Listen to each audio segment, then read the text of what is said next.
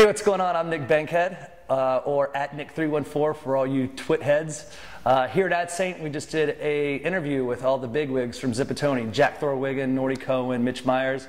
Interview went great, ran a little long, so what we decided to do was chop it up into some segments, a fun series, if you will.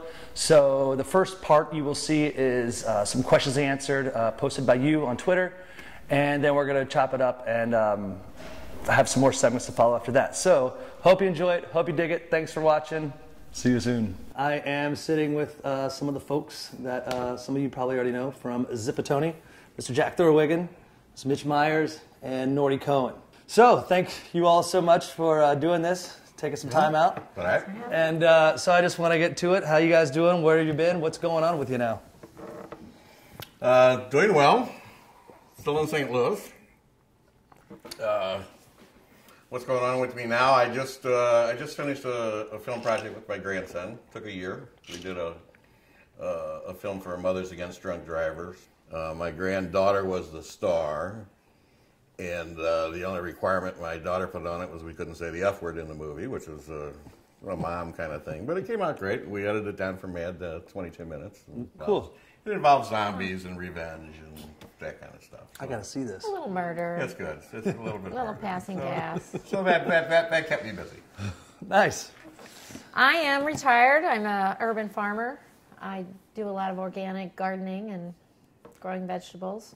No fingernails anymore. I left Zip and created Pennsylvania in 2003. We have about 75 people and an assortment of clients, and I'm using what I learned with these guys to do it again. We asked our dear followers of Twitter on AdSaint STL to ask Zip, hashtag Ask Zip.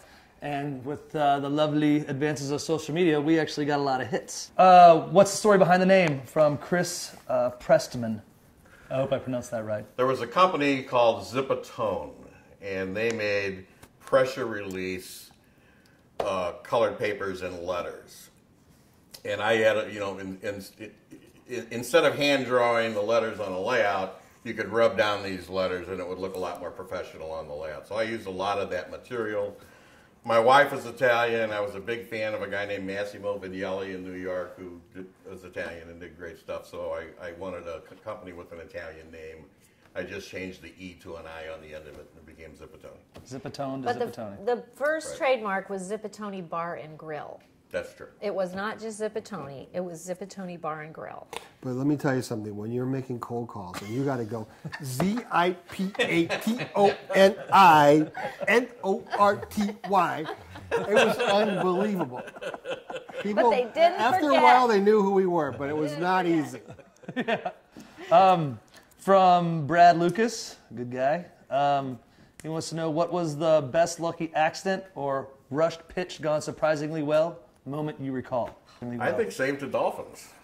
Oh my God, was that ever? All right, you and Mitch can go to that one. Was that ever? Oh, yeah, that was Chicken crazy. of the Sea. Chicken of the Sea. There was a whole thing that came out about is your tuna dolphin safe? Right, there because was a whole movement. They had video footage of people killing dolphins in the tuna net. Well, they were caught in the net. Yeah, I remember. Oh, Right, that was huge. right. So our client is based downtown. We get a phone call. It says, be here in an hour. There's this disaster happening. They had to show that they had a plan in place, that they were not killing dolphins when they were So you guys fishing. did a crisis control. Yeah, it was crisis. So we come up with a campaign called The Mermaid Cares. Great. I remember that. And we do a logo like in an hour, and we're back with a program Right. and a press conference in a couple of hours. Literally at 4 o'clock, we had the media from St. Louis there. We do the press conference. Oh, and the Chicken of the Sea guys washed their hand of this. They dumped it all on us and these two guys. Right, and Yeah, the they did, chairman yeah. of the company watched himself on national television at 5 o'clock that day with our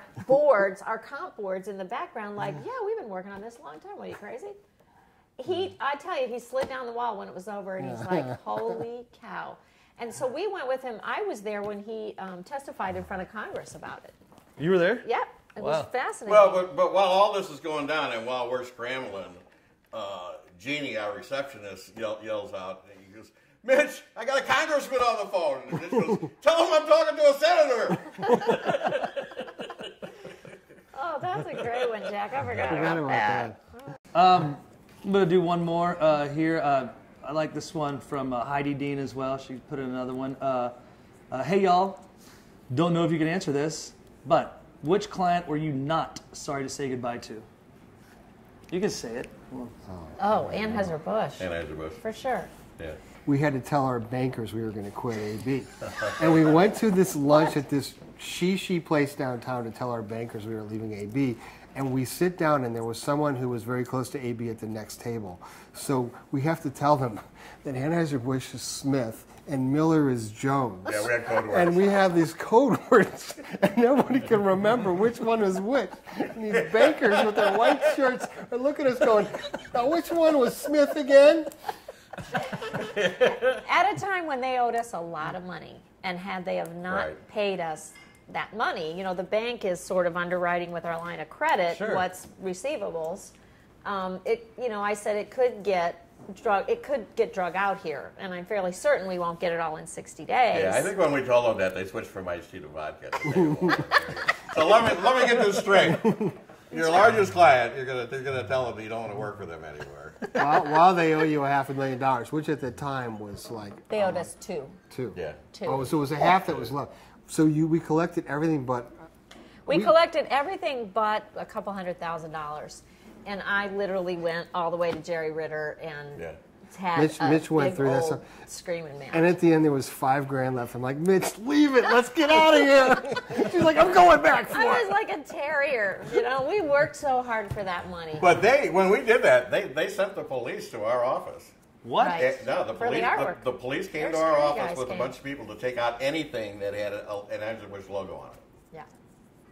Wow. Which was amazing to us. It's like, well, what We are were we always gonna do? afraid they were going to turn off the electricity on our block because we figured they could do that. Why not just turn us on? Yeah. Right. Well, and it was interesting because, you know, a lot of those people were our friends. I mean, obviously, I worked Remember, there. we went to work for Miller, which was, Yeah. you know, Very- They take that Yeah, serious. yeah, take that Russian one army. like so.